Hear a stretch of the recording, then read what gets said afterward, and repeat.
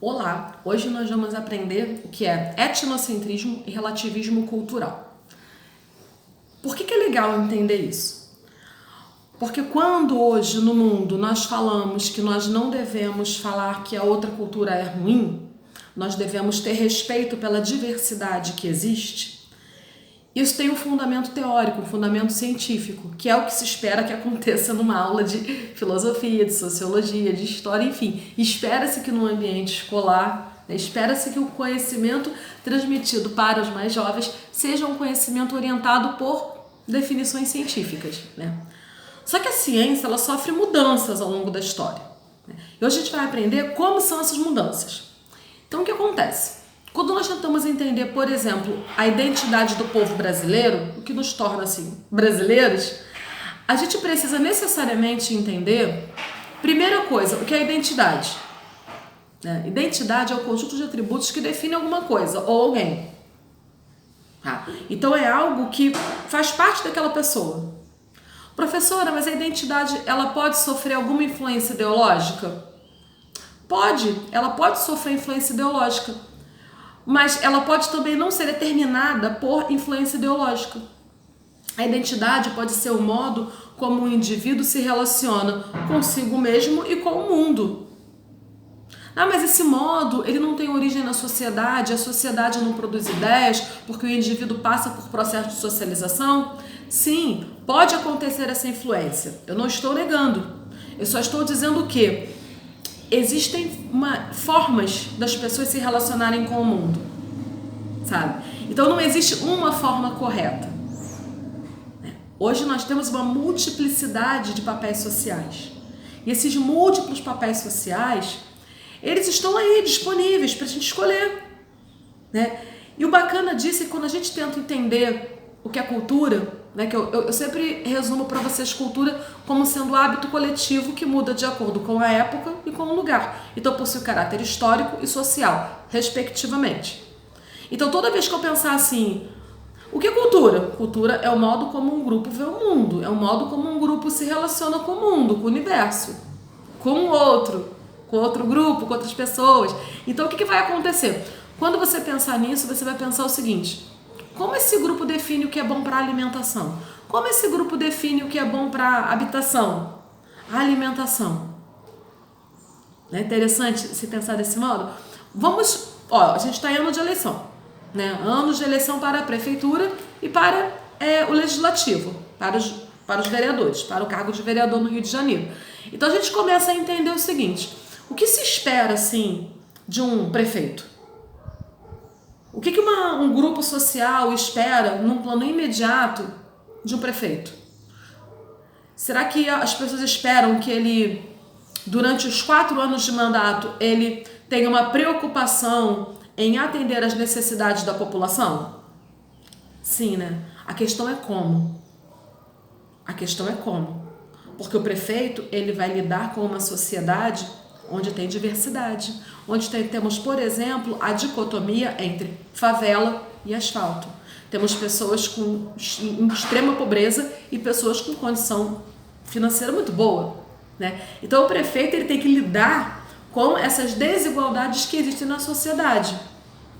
Então ele deve se preocupar em promover políticas públicas, primeiro para alimentar quem precisa, se preocupar com a habitação, se preocupar com a segurança das pessoas. Por exemplo, quem está morando na rua, essa pessoa precisa de segurança, ela precisa de alimentação, ela precisa de habitação, né?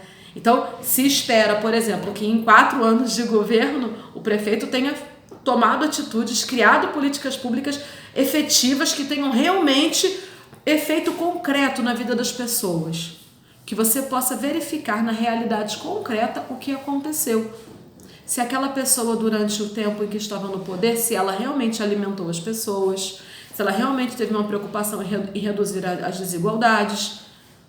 Vamos supor que ela já tenha tido um outro mandato. Quais foram os erros e os acertos? O que essa pessoa aprendeu com erros e acertos? Isso porque eu estou tratando só da questão favela e asfalto, porque são ambientes culturais diferentes. E é muito comum que nós tenhamos uma atitude de etnocentrismo. As pessoas que não moram na favela olham para quem mora na favela com preconceito. de acordo com esse conceito de etnocentrismo, achando que aquela cultura, aquele modo de viver é inferior. Essa é uma visão de mundo do século XIX. Os primeiros antropólogos, a antropologia é a ciência que trata da cultura. É o estudo das diversas culturas que tem no mundo. Então, os primeiros antropólogos, eles tinham esse olhar. Eles achavam que todo mundo tinha que ser igual à Europa para ser civilizado. Todos os lugares do mundo. Então, todo mundo que não fosse como a Europa era bárbaro. Então, essa ideia de civilização e barbárie, ela está presente hoje na cidade do Rio de Janeiro pela ideia, através da dicotomia de favela e asfalto. Então, nota que a mesma dicotomia que tinha lá no século XIX, de civilização europeia e barbárie, que era todo mundo que não era europeu, que não tinha os costumes dos europeus, está presente hoje na nossa sociedade. No etnocentrismo, eles vinculam natureza à cultura. Eles acreditam que coisas que são, por exemplo, culturais, construídas no plano da vivência, são naturais. E aí, no início do século XX, vai surgir um antropólogo chamado Franz Boas, que vai falar, olha só, não é nada disso. Estou criando aqui o conceito de relativismo cultural para explicar para as pessoas que ninguém precisa ser igual à Europa para ser civilizado, que nós queremos comparar as culturas, beleza, vamos fazer as comparações, mas nós não podemos, em hipótese alguma, estabelecer uma relação dizendo que uma é superior e a outra é inferior, porque isso não está certo.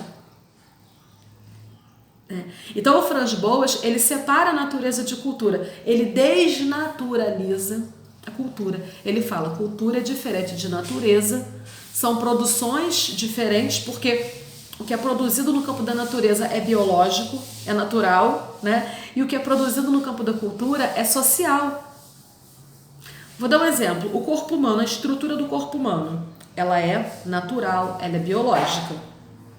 Agora, o comportamento, o modo como o indivíduo se relaciona com o mundo que o cerca, o modo como o corpo dessa pessoa, como ele se vê com o seu corpo e com o mundo, isso é cultural. Então, toda vez que você escutar falar em gênero é comportamento. Gênero é você entrar numa loja e ter seção para meninas e meninos, roupas femininas e masculinas. O comportamento feminino, o comportamento masculino, eles são construídos no campo da cultura, nessa parte da vida do ser humano, na parte da cultura, portanto, na parte do comportamento. Enquanto a estrutura física do corpo, ela é biológica, então não tem nada a ver com cultura.